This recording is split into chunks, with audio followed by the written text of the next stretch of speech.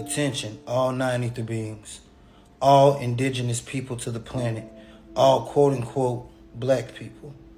Do not let them make you afraid of the weather. Do not let them make you afraid of the heat. Do not let them make you afraid of the sun. I'm sure you've been hearing about this heat wave, and they're trying to use it to push fear on you. But what you need to know is, if you are one of us, then this heat wave is a gift to you. This heat wave is divine intervention. Do not let them make you afraid of the sun or its heat. The only reason why the sun feels hot to you right now is because it is cleansing you. It is burning up all the artificial man-made stuff that's inside your body. It's doing the same thing to the garbage inside of your body that it's doing to their creators, burning it. Do not forget that if you are a non-ether being, sunlight is part of your diet, and not only do you need it to survive, it makes you stronger. Get as much sunlight as you can. The moment they tell you to stay inside your house, that's when you know you need to be outside the most. And don't forget to look up. Peace to the gods. You must remember that if you are a non-ether being, an indigenous person to this planet, a quote-unquote black person, everything that happens to you is a microcosm of everything that happens in the universe. So just like when you get sick, in order for your body to defend itself, it heats up and gives you a fever to expel anything that's not supposed to be there naturally. If you have cancer, you must get rid of all the white blood cells that is doing your body harm. So just like you, planet Tiamat is running a fever. That's why the sun is heating up and getting rid of everything and everyone that's not supposed to be here naturally. This heat wave or this fever is meant to detoxify planet Tiamat and get rid of all the negative white blood cells that's causing it harm, to reset it back to its natural state. Just like when you meditate in the sun and you fast and you detoxify yourself, you get set back to your natural state. So do not fear the sun or its heat, for it's a gift to you and a weapon towards our enemy. Peace to the gods. Everything you want already exists. Every possibility you want out of life already exists. Meaning, if you want to be rich, there's already a reality of a version of you where you are rich. If you want to be in love, there's already a reality of a version of you of where you are in love. All you have to do is to tap into that frequency so you can make that version of you your reality. All you have to do is reach the frequency of wealth and you become that wealthy version of you. You got to realize, if you are a non-ether being, we are multi-dimensional etheric beings, meaning you can go back and forth to whichever reality you want. All you got to know how to do is tap in. But we non-ether and Anunnaki have many enemies, including the people who control the media. I'll let you figure out who that is by yourself. What they do is they use our magic against us. They use our television, they use our movies, they use our music to keep us on a frequency of poverty, a frequency of disparity, and a frequency of fear. Break their rule, control what frequency you own, and you will control your reality. Peace to the gods. If you are a non-ether being, an indigenous person to this planet, aka a black person, you must realize that your thoughts create reality.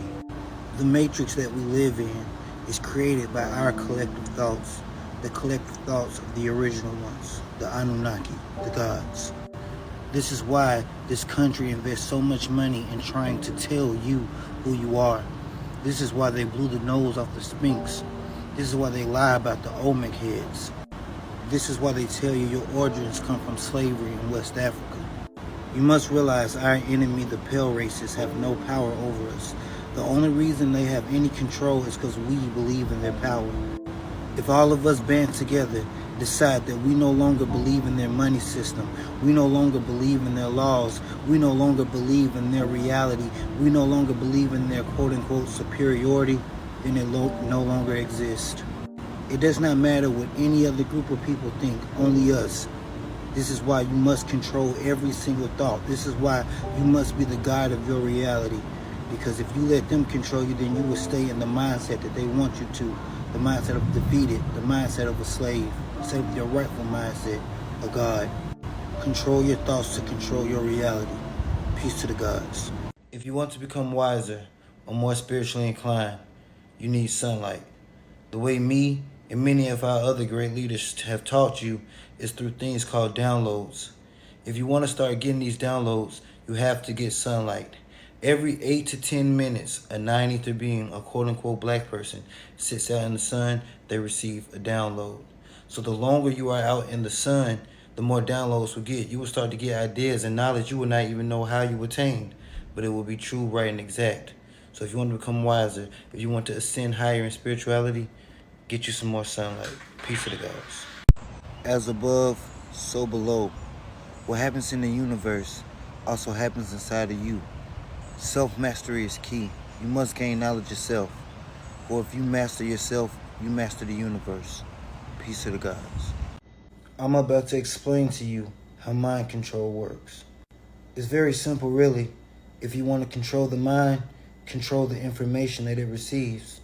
If you want to make a group of people think that you are fixing things without really fixing things, give them a fake problem so you already have the fake solution.